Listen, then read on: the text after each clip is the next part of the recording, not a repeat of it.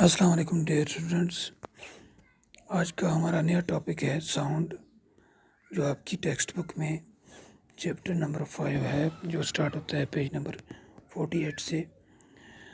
تو چلو ہم اپنے ٹاپک کی اور چلتے ہیں۔ تو بچوں، آپ نے دیکھا ہے کہ جب ہمارے اسکول میں پیریڈ ختم ہوتے ہیں یا نئے پیریڈ شروع ہوتے ہیں، ہمیں کس طرح پتہ چلتا ہے؟ تو ہمیں ہمارے اسکول میں گھنٹی بجائی جاتی ہے، یا ہماری کلاس کے دروازے پر جو ہے وہ کوئی ناک کرتا ہے تو ہمیں پتہ چلتا ہے کہ کوئی آ رہا ہے۔ اسی طرح ہمارے گھروں میں جب کسی کو آنا ہوتا ہے تو باہر دروازے کے باہر جو ہم نے ڈور بیل لگائی ہوتی ہے اس کو وہ بجاتے ہیں تو ہمارے کمروں تک اس کی آواز پہنچتی ہے۔ تو اسی طرح آپ دیکھیں، ایک اور مثال ہے، اگر آپ کہیں بیٹھے ہوں یا لیٹے ہوں تو آپ کے قریب اگر کوئی آ رہا ہوگا تو آپ کو پتہ چل سکتا ہے بغیر دیکھے ہی، کیونکہ اس کے جو فٹ سٹیپس ہیں ان کی آواز آپ تک پہنچ رہی ہوتی ہے۔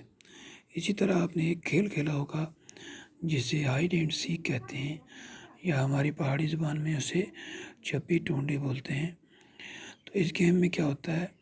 اس کھیل میں ایک بندے کو جو ہے بلائنڈ فولڈ کیا جاتا ہے، اور اس سے پھر جو باقی کے جو پلیئرز ہیں ان کو پکڑنا ہوتا ہے، اور ان کو وہ کس طرح محسوس کرتا ہے کہ وہ کون کہاں پر ہے۔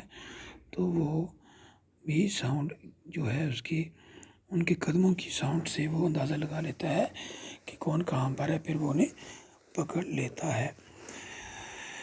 تو یہ جو ساؤنڈ ہے یہ ہماری زندگی میں بہت ہی اہم رول پلے کرتی ہے۔ اس کے ذریعے ہم ایک دوسرے سے کمیونیکیٹ کرتے ہیں، ہم مختلف قسم کی ساؤنڈس سنتے ہیں جو ہمارے آس پاس میں ہوتی ہیں، ہماری سراؤنڈنگس میں مختلف قسم کی آوازیں جو پیدا ہوتی ہیں وہ ہم سن سکتے ہیں اور انہیں محسوس کر سکتے ہیں کہ کون سی آواز کس چیز سے پیدا ہوئی ہے۔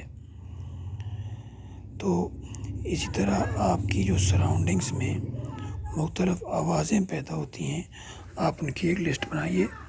جیسے میں آپ کو بتاؤں ہمارے آس پاس کس کس چیز کی ساؤنڈس پیدا ہوتی ہے۔ سب سے پہلے جو ہے ہماری جو آوازیں ہم خود پیدا کرتے ہیں، یعنی انسان جو ہیں ایک دوسرے کو بلاتے ہیں، باتیں کرتے ہیں آپس میں، تو ایک تو انسانوں کی آوازیں ہیں۔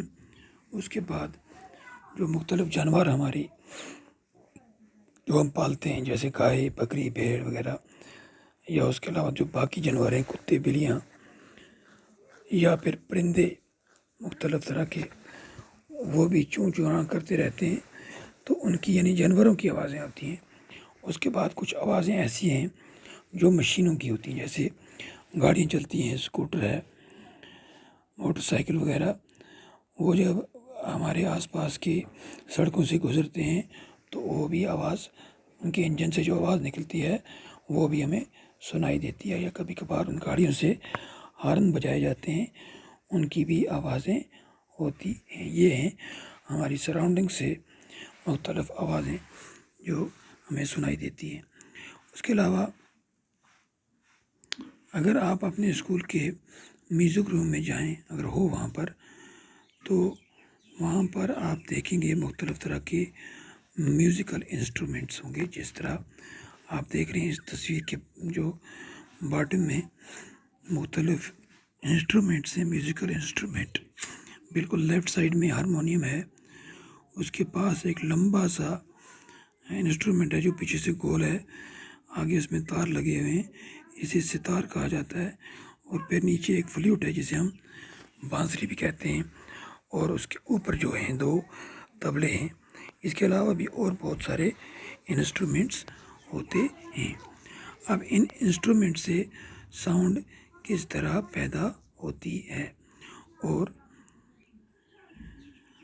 اچھا جو ساؤنڈ ہے، جنرلی اگر ساؤنڈ کی بات کریں تو ساؤنڈ کس طرح پیدا ہوتی ہے اور یہ کس طرح ایک جگہ سے دوسری جگہ ٹریول کرتی ہے، کس طرح پہنچتی ہے۔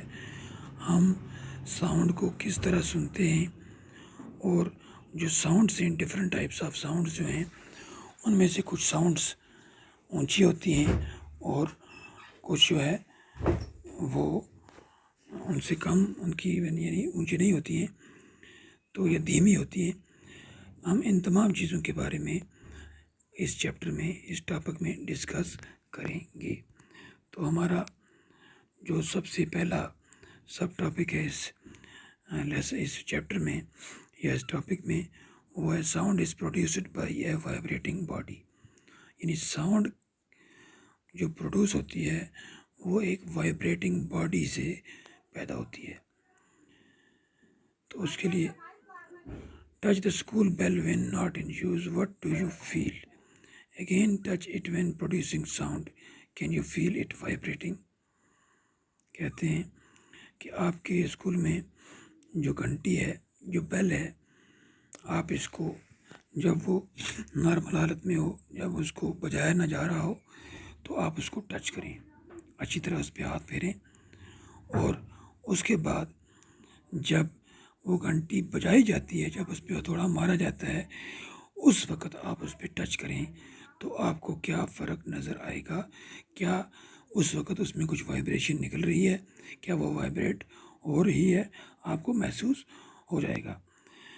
تو ظاہر سی بات ہے، جب ہماری بیل جو ہے وہ اسی طرح رہتی ہے تو اس میں کوئی وائبریشن نہیں ہوتی ہے۔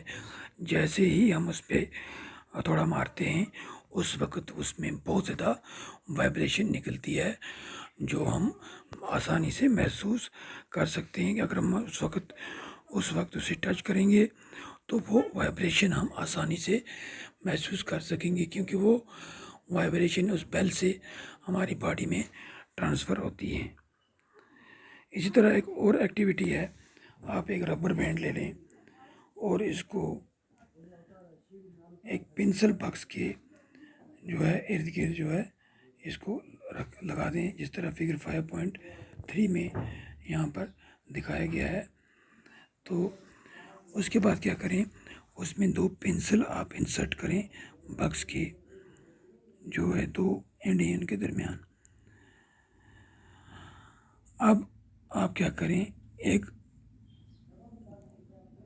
جو ربر ہیں ان کو کسی جگہ بیچ میں سے اس کو پلگ کریں اور پھر چھوڑیں، تو آپ کو کچھ آواز سنائی دے گی۔ تو کیا یہ جو ربر بینڈ جو تھا، کیا اس نے وائبریشن کی؟ تو بالکل اس میں بھی وائبریشن پیدا ہوتی ہے۔ تو جب بھی ہم کسی آبجیکٹ کو، یعنی